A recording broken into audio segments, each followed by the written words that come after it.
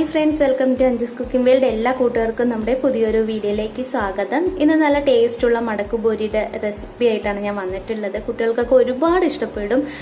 അപ്പോൾ പെട്ടെന്ന് തന്നെ തയ്യാറാക്കി എടുക്കാൻ പറ്റുന്നതാണ്. അപ്പോൾ ഒട്ടും വൈകാതെ തന്നെ നമ്മുടെ വീഡിയോയിലേക്ക് പോവാം.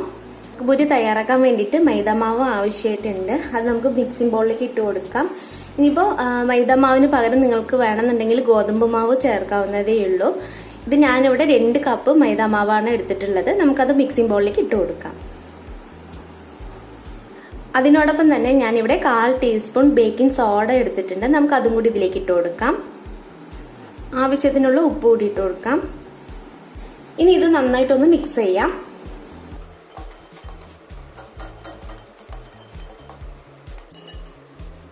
ഇനി കുറേശ്ശെ വെള്ളം ഒഴിച്ചിട്ടൊന്ന് കുഴച്ചെടുക്കാം. നല്ല സോഫ്റ്റ് ആയിട്ട് വേണം മാവ് കിട്ടാൻ വേണ്ടിയിട്ട്. ഇനിയിപ്പോൾ ഗോതമ്പ് മാവിൽ വെച്ചിട്ട് ചെയ്യണമെന്നുണ്ടെങ്കിൽ നമ്മൾ സാധാരണ ചപ്പാത്തി മാവ് പരത്തിയെടുക്കില്ലേ, അതുപോലെ തന്നെ ചെയ്തെടുത്താൽ മതി കേട്ടോ.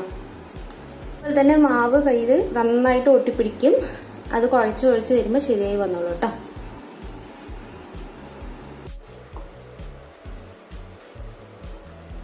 ടേബിൾ ടോപ്പിൽ വെച്ചിട്ട് നന്നായിട്ടൊന്ന് കുഴച്ചെടുക്കാം.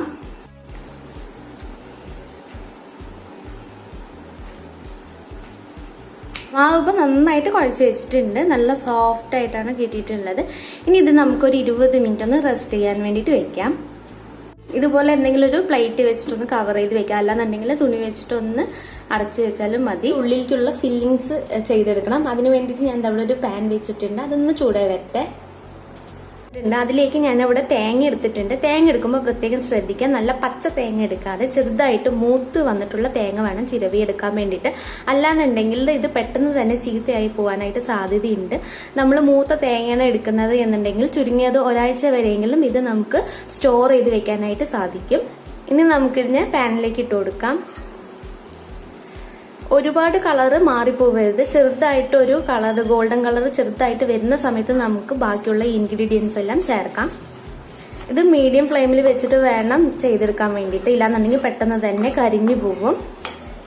അപ്പോൾ തേങ്ങയുടെ ചെറുതായിട്ട് കളറൊക്കെ ഒന്ന് മാറി വന്നിട്ടുണ്ട്. ചെറിയൊരു ഗോൾഡൻ കളറൊക്കെ ആയിട്ടുണ്ട്. ഇനി അതിലേക്ക് നമുക്ക് ബാക്കിയുള്ള ഇൻഗ്രീഡിയൻസ് ഒക്കെ ഒന്ന് ചേർക്കാം. ഇനി ലോ ഫ്ലെയിമിലേക്ക് വെക്കാം.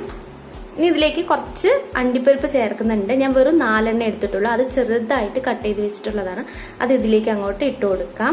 അതോടൊപ്പം തന്നെ 1/2 ടീസ്പൂൺ ഞാൻ ഇവിടെ എള്ള് എടുക്കുന്നുണ്ട്. കറുത്ത എള്ളാണ് എടുത്തിട്ടുള്ളത്. അതും കൂടി ഇതിലേക്ക് ഇട്ട് കൊടുക്കാം.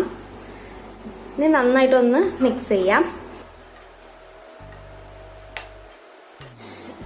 ഇനി അതിലേക്ക് മധുരത്തിന് വേണ്ടിയിട്ട് 1/2 കപ്പ് പഞ്ചസാര എടുത്തിട്ടുണ്ട്. ഇട്ട് കൊടുക്കാം ഇതിലേക്ക്. എന്നിട്ട് പഞ്ചസാര എല്ലാം നന്നായിട്ടൊന്ന് മെൽറ്റായി വരട്ടെ. 3 മിനിറ്റ് കൊണ്ട് തന്നെ പഞ്ചസാര മെൽറ്റായി വരും കേട്ടോ. പഞ്ചസാര എല്ലാം നന്നായിട്ട് മെൽറ്റായി വന്നിട്ടുണ്ട്. നല്ല മണമൊക്കെ വരാൻ തുടങ്ങിയിട്ടുണ്ട്. ഇനി ഫ്ലെയിം ഓഫ് ചെയ്യാം. ഇത് ചൂടാറാനായിട്ട് മാറ്റി വെക്കാം. നമുക്ക് ഈ ഒരു കളറോട് കൂടി വേണം കേട്ടോ ഇത് കിട്ടാൻ വേണ്ടിയിട്ട്. 10 മിനിറ്റ് ആയിട്ട് നമുക്ക് തുറന്ന് നോക്കാം. അപ്പൊ നമ്മുടെ മാവ് അവിടെ നല്ല സോഫ്റ്റ് ആയിട്ടാണ് വന്നിട്ടുള്ളത്. ഇനി ഇതൊന്ന് കുഴച്ചെടുത്ത ശേഷം നന്നായിട്ടൊന്ന് പരത്തിയെടുക്കാം. ഇനി ഇതിനെ നമുക്ക് 4 പീസാക്കിയിട്ടൊന്ന് കട്ട് ചെയ്യാം.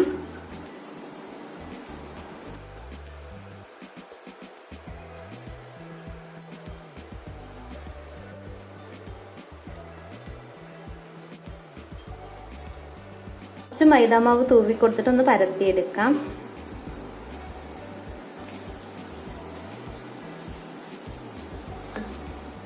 ഈ ഒരു കട്ടിക്ക് വേണം പരത്തിയെടുക്കാൻ വേണ്ടിയിട്ട്. ഇതുപോലെ തന്നെ ഒന്ന് പരത്തിയെടുത്തിട്ട് കൊണ്ടുവരാം. ഞാൻ മുഴുവനായിട്ട് ചെയ്തെടുത്തിട്ടുണ്ട്. നല്ല കറക്റ്റ് ആയിട്ടൊരു വട്ട ഷേപ്പിലാണ് ഞാൻ എടുത്തിട്ടുള്ളത്. ഈ ഒരു ഇത്ര വലിപ്പം തന്നെ മതി കേട്ടോ. ഒരുപാട് വലിപ്പം ആക്കേണ്ട ആവശ്യമില്ല. നമുക്ക് ഫ്രൈ ചെയ്തെടുക്കുമ്പോൾ ബുദ്ധിമുട്ടാവും. ഇനി ഇതിൻ്റെ ഉള്ളിലേക്ക് നമുക്ക് ഫില്ലിങ് വെച്ച് കൊടുക്കാം. ഫില്ലിങ്സിനുള്ളതൊക്കെ നന്നായിട്ട് ചൂടാറിയിട്ടുണ്ട്. ഇനി ഇതിൻ്റെ ഉള്ളിലേക്ക് നമുക്ക് വെച്ച് കൊടുക്കാം.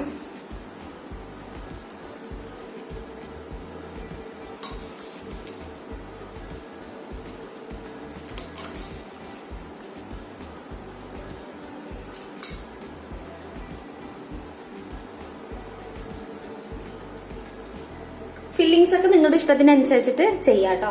ഒരു 2-3 ടേബിൾ സ്പൂൺ, അതൊക്കെ നിങ്ങളുടെ അളവാണേ. ഇനി അടുത്തത് ഇതാ ഇതുപോലെ അങ്ങൊന്ന് മടക്കി കൊടുക്കാം. എന്നിട്ട് നന്നായിട്ടൊന്ന് പ്രസ് ചെയ്യാം.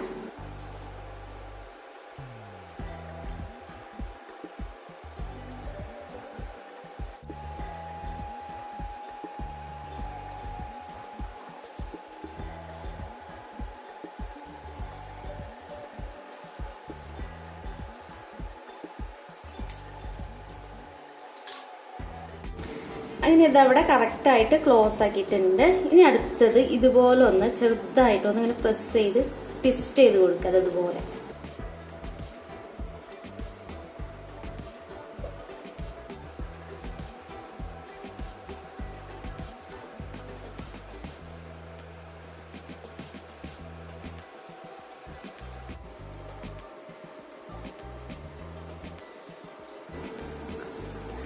നോക്കിക്കേ. അപ്പം ഇതുപോലെ എല്ലാതും ചെയ്തെടുത്തിട്ട് കൊണ്ടുവരാം.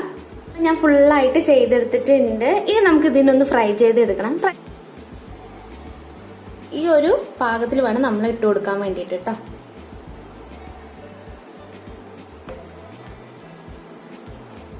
നമുക്ക് ഓരോന്നായിട്ട് രണ്ടും ഇട്ട് വെച്ച് കൊടുക്കാം. മീഡിയം ടു ലോ ഫ്ലെയിമിൽ വെച്ചിട്ട് വേണം ചെയ്തെടുക്കാൻ വേണ്ടിയിട്ട്. ചെറുതായിട്ടൊന്ന് തിരിച്ചിട്ട് കൊടുക്കാം.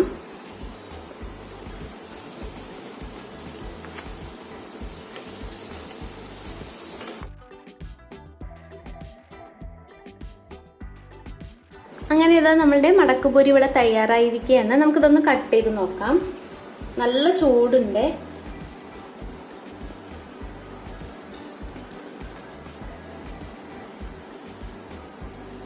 ഇതിന്റെ ഉള്ളിൽ ഫില്ലിങ്സ് ഒക്കെ കാണാൻ എന്ത് ഭംഗിയാണ്. അപ്പോൾ അതുപോലെ തന്നെ നല്ല ടേസ്റ്റുമാണ്. കുട്ടികൾക്ക് ഒരുപാട് ഇഷ്ടപ്പെടും. 4 മണി പലഹാരമായിട്ട് നമുക്ക് ചായയുടെ കൂടെ ഒക്കെ കഴിക്കാൻ നല്ല ടേസ്റ്റാണ്. അപ്പോൾ വീഡിയോ എല്ലാവർക്കും ഇഷ്ടപ്പെട്ടാണെന്ന് വിശ്വസിക്കുന്നു. വീഡിയോ ഇഷ്ടപ്പെട്ടെങ്കിൽ എന്നും പറയുന്നത് പോലെ തന്നെ നമ്മുടെ ചാനലൊന്ന് സബ്സ്ക്രൈബ് ചെയ്യുക, ലൈക്ക് ചെയ്യുക, കമന്റ് ചെയ്യുക. നിങ്ങൾക്ക് ഈ ഒരു വീഡിയോനെ കുറിച്ചിട്ടുള്ള അഭിപ്രായങ്ങൾ കമന്റ് ബോക്സിൽ പറയണം. എന്നാൽ മാത്രമേ എനിക്ക് എന്തെങ്കിലും തിരുത്തൊക്കെ ഉണ്ടെന്നുണ്ടെങ്കിൽ മാറ്റാൻ പറ്റുള്ളൂ. അപ്പോൾ അടുത്തൊരു നല്ലൊരു വെറൈറ്റി ആയിട്ടുള്ള വീഡിയോ എത്തുന്നവരേക്കും എല്ലാ കുട്ടികൾക്കും ബൈ.